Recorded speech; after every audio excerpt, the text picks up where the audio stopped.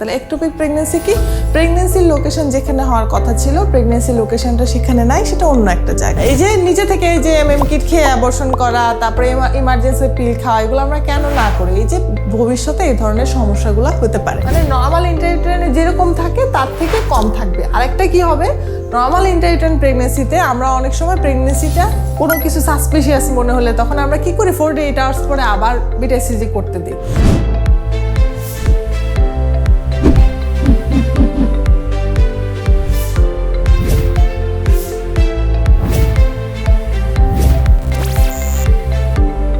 আচ্ছা, ectopic pregnancy হচ্ছে একটা রাপচার একটোপিক প্রেগন্যান্সি, যেটা এটা হচ্ছে একটা আমাদের সাবজেক্টের জন্য একটা ইমার্জেন্সি কন্ডিশন। হ্যাঁ, গাইনোকোলজিক্যাল ইমার্জেন্সি, কিছু অবস্টেট্রিক্যাল ইমার্জেন্সি, কিছু গাইনোকোলজিক্যাল ইমার্জেন্সিও আছে, কিছু অবস্টেট্রিক্যাল। তো একটোপিক প্রেগন্যান্সিটা আসলে কি?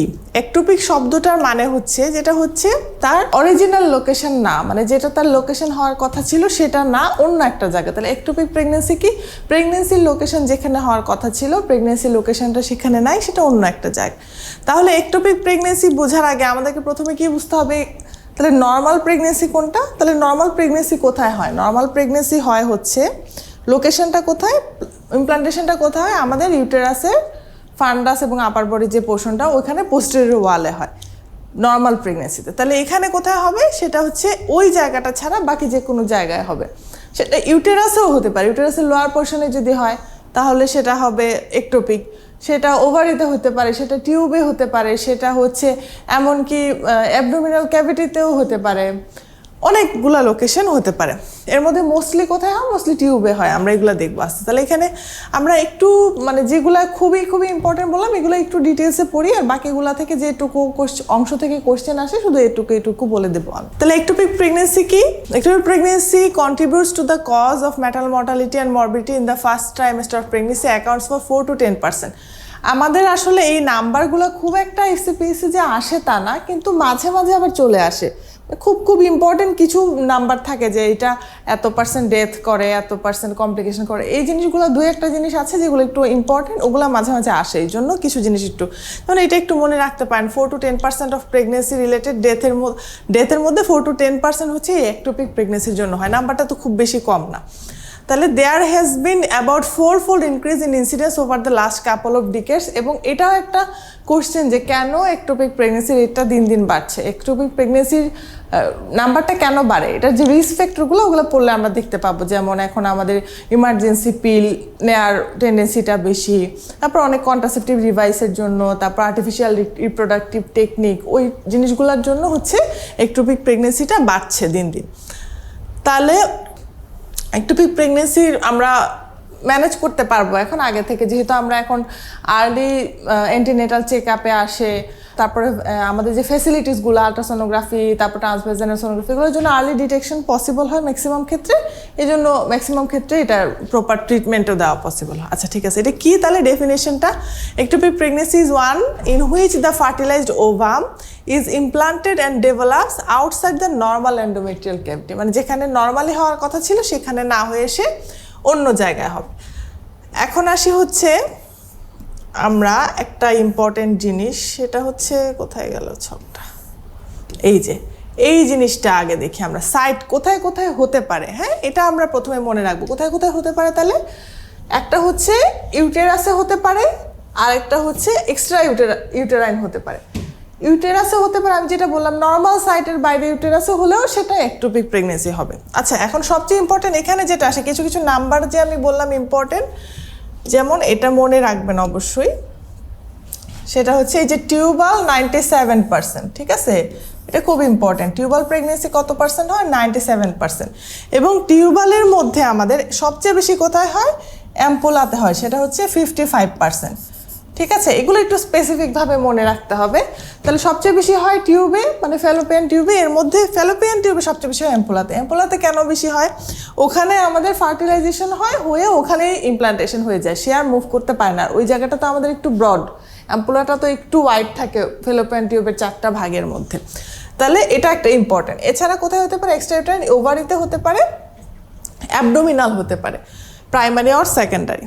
ঠিক আছে, এগুলো একটু মনে রাখলেই হবে। কিন্তু আমাদের মোস্ট ইম্পর্টেন্ট হচ্ছে টিউবে হয় এবং টিউবে 97% হয়, এটা মনে রাখা দরকার। অ্যাম্পোলা, ইসমাস, ইনফান্ডিবুলাম, ইন্টারস্টিশিয়াল সবগুলাতে হতে পারে, সবচেয়ে বেশি হয় অ্যাম্পোলাতে, তারপর ইসমাস। আর ইউটেরাসের কোথায় হয়? সার্ভিক্সে হতে পারে, এটা খুবই কম, less than 1%। তারপরে অ্যাঙ্গুলার, কর্নুয়াল, সিজারিয়ান স্কারে হয়, ঠিক আছে, এগুলা হতে পারে। এগুলো একটু মোটামুটি আমরা জেনে রাখলাম কই কই হতে পারে, ঠিক আছে। আচ্ছা, এখন আসি আমরা এগুলা, এখন একটু ভিতরে ভিতরে পড়বো। খুব আপনারা একটু পড়লে, রিডিং পড়লে অনেক কিছু বুঝতে পারবেন ভিতরে। দেখা যাবে যে সব কিছু আমার মুখস্থ করার মতো না, আমি পড়লে একটু কনসেপশনটা আমার ক্লিয়ার হয়ে যাবে, এতটুকু। আর যেগুলো মুখস্থ করার মতো ওইগুলোই আমরা মুখস্থ করবো শুধু। আচ্ছা, এখন টিউবাল প্রেগনেন্সি। টিউবাল প্রেগনেন্সি হচ্ছে the reason are increased prevalence of chronic pelvic inflammatory disease, tubal plastic operation, ovulation induction and IUD use. তাহলে টিউবাল এই যে একটোপিক প্রেগনেন্সি, সেটা বাড়ার কারণগুলোর মধ্যে আমরা কী কী দেখলাম, কেন ইনক্রিজ হচ্ছে দিন দিন। একটা হচ্ছে chronic pelvic inflammatory disease, pelvic inflammatory ডিজিজের ইনসিডেন্সটাও দিন দিন বাড়ছে। ওইটার জন্য একটা, কারণ পেলভিক ইনফ্লামেটরি ডিজিজ তো ফ্যালোপিয়ান টিউবকে এফেক্ট করে, ওইটা একটা কজ। তারপর কি টিউবাল প্লাস্টিক অপারেশন, টিউবের অনেক রিকনস্ট্রাকশন সার্জারির জন্য এটা হতে পারে। তারপর ওভুলেশন ইন্ডাকশন, খুব ইনফার্টিলিটি প্রবলেম যেহেতু বাড়ছে, সেজন্য ওভুলেশন ইন্ডাকশনের টেন্ডেন্সিটাও বাড়ছে, এবং ওইটাও একটা কারণ হচ্ছে টিউবাল একটোপিক প্রেগনেন্সি। আর কি আছে? আইইউডি ইউজ, মানে ইন্ট্রা ইউটেরাইন ডিভাইস, সেটা ইউজ করার কারণে দেখা যায় ইউটেরাসের এনভায়রনমেন্টটা চেঞ্জ থাকে, ইউটেরাসে ইমপ্লান্টেশন হতে পারে না, কিন্তু সে ফেলোপিয়ান টিউবে ঠিক ইমপ্লান্টেশন হয়ে যায়, তার কারণে সেটা একটোপিক প্রেগনেন্সি হয়। আচ্ছা, এখন আসছি secondly, early diagnosis helps to detect some cases that in the past may have resolve spontaneously. মানে আমাদের কাছে হয়তো এখন ডায়াগনোসিস বেশি বেশি হচ্ছে, আগে হয়তো ডায়াগনোসিসই হতো না, এমনিতেই জিনিসটা রিজলভ হয়েছে, তো এই জন্য আমরা বুঝতাম না, তাই ইনসিডেন্সটা বেশি মনে হচ্ছে এখন। আচ্ছা, এখানে ইটিওলজির মধ্যে যে পয়েন্টগুলো আছে একটু নিচে নিচে লেখা থাকলে সুবিধা হতো, আপনারা একটু ইয়ে করে দেখবেন। Salpingitis and pelvic inflammatory disease increases the risk of ectopic pregnancy by 6-fold to 10-fold। তাহলে পেলভিক ইনফ্লামেটরি ডিজিজে সালফিনজাইটিস মানে ফেলোপিয়ান টিউবে ইনফেকশন বা ইনফ্লামেশন যেটা, ওইটাই হচ্ছে সালফিনজাইটিস। তাহলে সেটার জন্য কি হয়? রিস্ক বাড়ে। এখন সালফিনজাইটিস হলে আমাদের অসুবিধা কি, কেন আমাদের একটোপিক হবে? সালফিনজাইটিস হলে কি হয়? Loss of cilia of the lining epithelium and impairment of muscular peristalsis. narrowing of the tubal lumen, formation of pocket due to adhesion between mucosal fold, peritubular adhesion resulting in kinking and angulation of the tube। হ্যাঁ, এখন দেখেন কেন কি বললো এখানে, যখন একটা জিনিস ইনফ্লামেশন হয়ে যায়, হ্যাঁ, তখন ইনফ্লামেশন হয়ে ভিতরের লেয়ারটাতে কি হয়, ওর সিলিয়াগুলো নষ্ট হয়ে গেল। তা আমরা কি জানি ফেলোপিয়ান টিউবের ভিতর সিলিয়াগুলোর ফাংশন কি? সে ওভাম যায়, ওভাম আসে, তারপরে স্পার্ম যায়, ওইটা হচ্ছে ফার্টিলাইজেশন হয়, তারপর যে জিনিসগুলো যে মুভ করে করে ফেলোপিয়ান টিউব থেকে ইউটেরাসে আসবে, কিভাবে আসবে? সে ওই সিলিয়াগুলাই তো তাকে হেল্প করবে মুভ করতে, তারপর তার মাস্কুলার কন্ট্রাকশনের মাধ্যমে হেল্প করবে। তো এখানে কি হয়, এই যে তার ইনফ্লামেশন হয়ে তার স্ট্রাকচারগুলো নষ্ট হয়ে গেছে, সেজন্য ফার্টিলাইজেশন হয়ে সে ওই যে ফার্টিলাইজড যে ইয়েটা ব্লাস্টোসিস, সে ওখানেই বসে থাকে, সে ওখান থেকে আর ইউটেরাস পর্যন্ত যেতে পারে না, তারপরে সেটা একটোপিক একটা প্রেগনেন্সি হিসাবে আসে। তাহলে এখানে কি কি হয়? পকেট ফর্মেশন হয়, অ্যাডহেশন হয়ে, তারপরে তার সিলিয়ারি মুভমেন্ট নষ্ট হয়, সিলিয়া নষ্ট হয়, এবং এইসব কারণগুলো হচ্ছে সালফিনজাইটিস বা পিআইডি থেকে হয়, এবং এই কারণে হচ্ছে তার রিস্ক অফ একটোপিক প্রেগনেন্সি বাড়ে। তো এই কথাগুলো ইম্পর্টেন্ট পয়েন্টগুলো মনে রাখতে হবে, বুঝে বুঝে পড়লে মনে থাকবে, এমনি মনে থাকবে।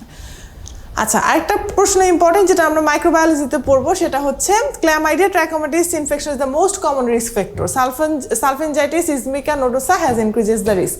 আচ্ছা, এটা হচ্ছে মাইক্রোবায়োলজিতে আমরা পড়বো পিআইডির কজেটিভ অর্গানিজমের মধ্যে ক্ল্যামাইডিয়া ট্র্যাকোমাটিস হচ্ছে সবচেয়ে বেশি অ্যাকিউট, মানে যে পিআইডি সেটার জন্য সবচেয়ে বেশি রেসপন্সিবল হচ্ছে ক্ল্যামাইডিয়া ট্র্যাকোমাটিস। এটা খুব খুব খুব ইম্পর্টেন্ট একটা কোশ্চেন, এবং খুবই সুপারফিশিয়াল একটা কোশ্চেন, এই কোশ্চেনগুলো অবশ্যই পারতেই হবে আসলে। আচ্ছা, তারপরে আমরা আসি স্মোকিংও একটা risk factor of ectopic pregnancy. সবগুলো আসলে ডিটেলস লাগে না, যেমন পিআইডি, সালফিনজাইটিস, এটা আমরা একটু ডিটেলস কজগুলো পড়লাম, কিন্তু এটা আবার ডিটেলস না হলে চলবে। যেমন স্মোকিংটা আপনি শুধু জানেন স্মোকিং। এরপর কি আছে? Contraceptive failure, IUD. এই যে তখন আমি বললাম it prevents intrauterine pregnancy effectively tubal implantation to a lesser extent and the ovarian pregnancy not at all মানে কি মানে হচ্ছে যে ইন্ট্রাইউটেরাইন যে কন্ট্রাসেপটিভ ডিভাইস দিয়ে আমরা সে কিভাবে কাজ করে সে ইউটেরাসের এনভায়রনমেন্টটা ফেভারেবল রাখে না ইমপ্লান্টেশনের জন্য সেজন্য কি হয় ইউটেরাসে প্রেগনেন্সিটা সে পুরোপুরি প্রিভেন্ট করছে কিন্তু টিউবের প্রেগনেন্সি তো সে প্রিভেন্ট করছে না সে তো ওভারেরটা একদমই করছে না টিউবেরটাও মোটামুটি তাহলে কি হইলো সে হচ্ছে there is relative increase in tubal pregnancy 7 times more risk থাকে টিউবাল হওয়ার প্রেগনেন্সিটা should pregnancy occur with IUD in situ আচ্ছা copper 380A and levonorgestrel devices have got the lowest rate of ectopic and intrauterine device আবার দুই ধরনের হয় একটা হয় হচ্ছে হরমোনাল যে রিলিজ করে আর একটা হচ্ছে নর্মাল যে কপার টি আমরা বলি সেটা এখন কপার টি যেটা ওইটা হচ্ছে আমাদের